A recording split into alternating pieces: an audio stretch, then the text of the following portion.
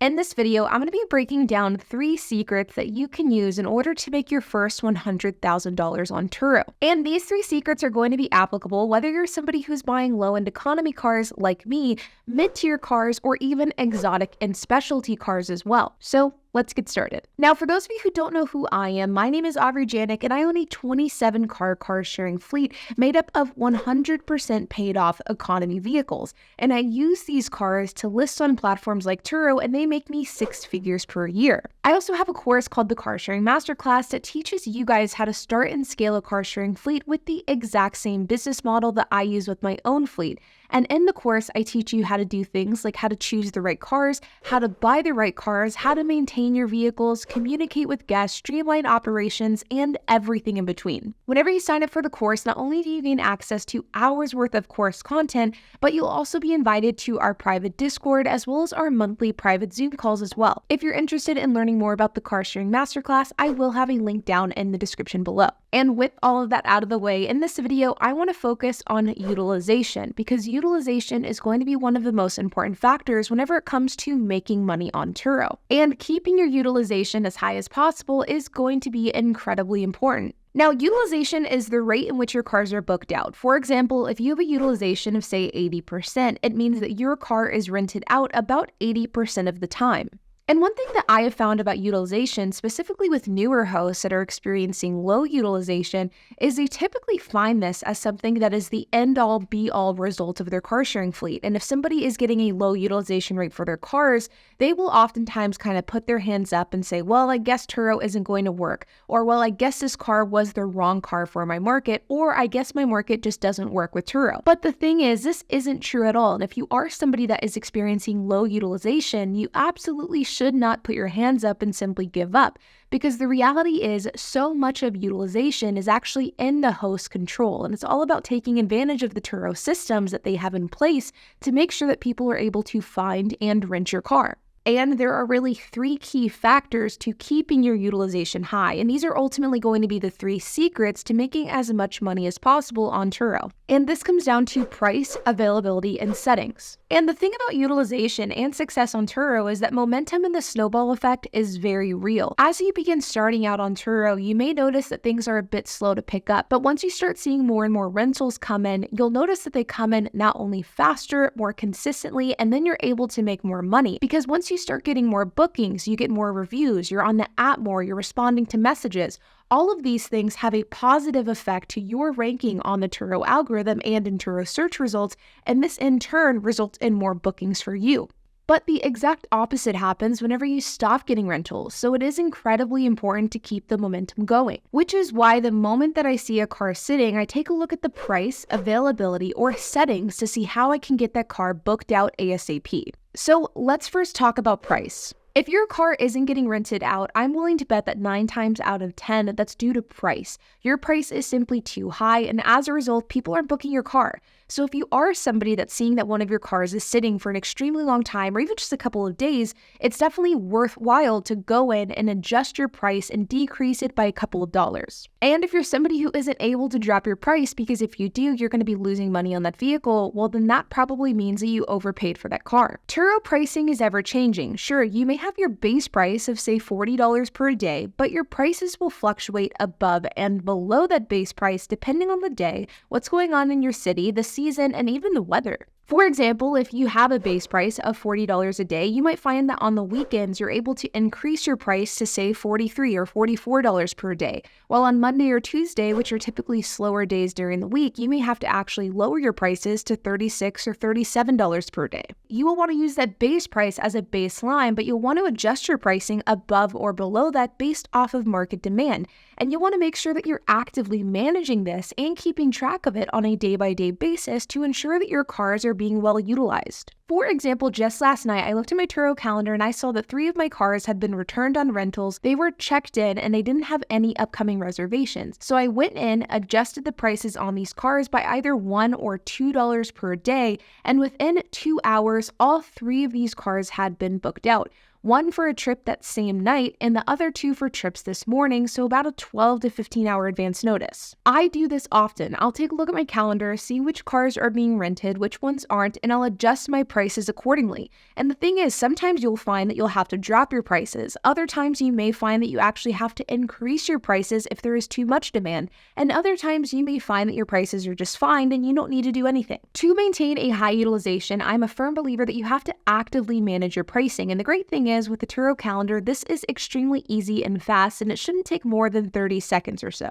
Next is availability. To keep your car booked out, it has to be available. For my cars, we have 24/7 availability. We do remote key exchanges, so we do not have to meet our guests in person, and we have instant booking turned on, 1 hour advance notice turned on, and 3-hour trip buffer time turned on, which is the minimum that Turo allows. The only thing we don't offer is delivery, and other than that, our cars are as flexible and available as they come. And if you're somebody who's wanting to maintain a highest possible utilization, then I encourage you to do the same. And one question that I get asked all the time in relation to 24/7 availability is the question of, if I end up putting my calendar to 24/7 availability, instant booking turned on, limiting trip buffer time and advance notice time, does that mean that I'm going to have to go check in a car at 2 a.m. if somebody books it overnight? Or does it mean that I'm going to have to wake up at 4 a.m. to prep a rental for that morning? Or does it mean that I'm going to have to get up off of the couch in the evening to go check in a car because it had a 10 p.m. booking? And the answer is no. And this is where actively managing your calendar comes into play, similarly to actively managing your prices. I talk a lot on my channel about the importance of limiting calendar blocks, and while I do believe that this is true, there is a way that you can still use calendar blocks to your advantage, and using it in conjunction with 24/7 availability is, in my opinion, the way to go. And you can use calendar blocks to prevent those 2 or 3 a.m. bookings, because if you don't use calendar blocks appropriately, theoretically there is a chance that your 24/7 available car will get booked out at 2 or 3 a.m. But this is how HP and I manage this.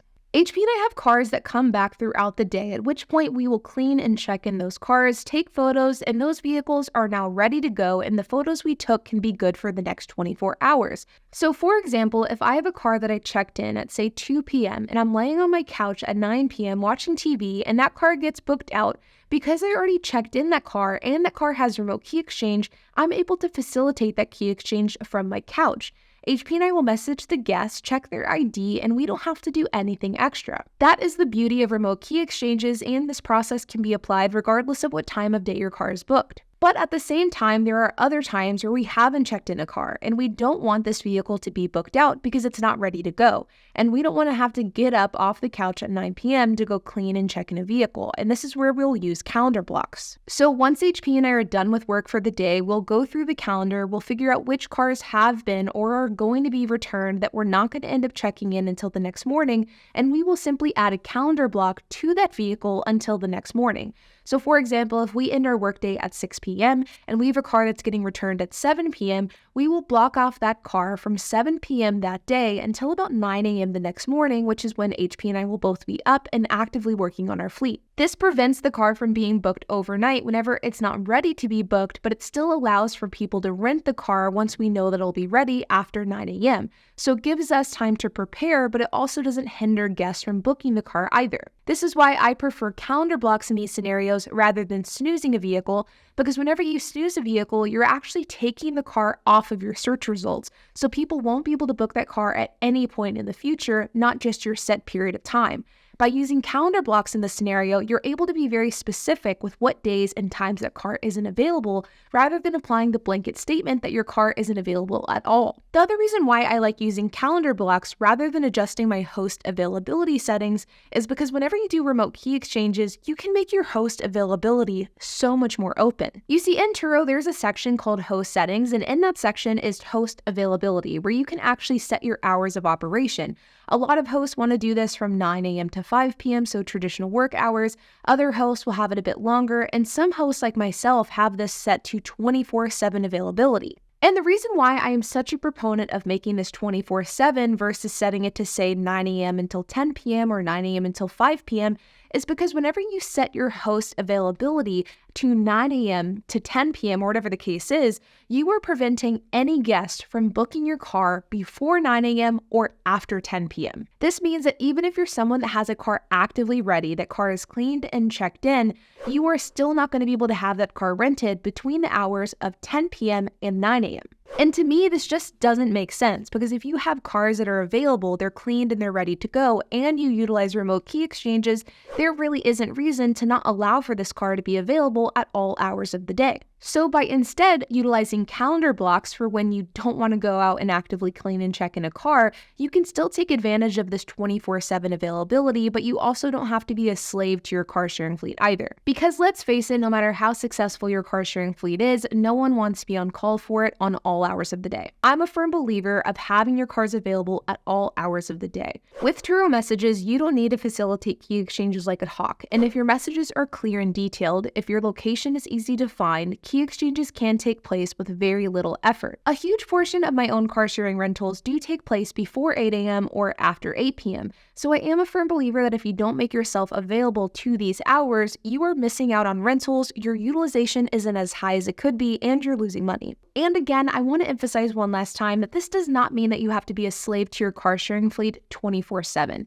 Most days, HP and I end work at 6 p.m. and we start up again that next morning around 8 a.m. So we have a very normal work schedule whenever it comes to our car sharing fleet. So there is absolutely the ability to have a work-life balance while still maintaining that 24/7 availability.